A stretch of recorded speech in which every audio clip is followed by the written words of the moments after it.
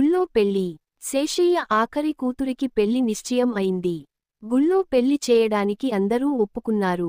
గాని ఏ గుళ్ళో పెళ్లి చేయాలన్న విషయంలో ఈ ఇద్దరికీ అభిప్రాయం కలవలేదు.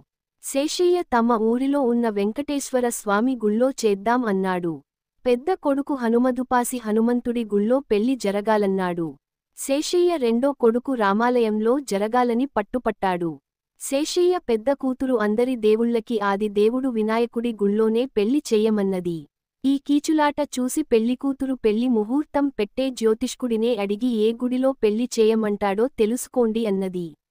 జ్యోతిష్కుడు అందరి అభిప్రాయాలు విని, పెళ్లి ఏ గుడిలోనూ జరగడం మంచిది కాదు.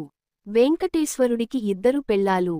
హనుమంతుడు గోటక బ్రహ్మచారి, వినాయకుడు బ్రహ్మచారి అని కొందరు, ఆయనకి ఇద్దరు పెళ్ళాలు అని కొందరు అంటారు.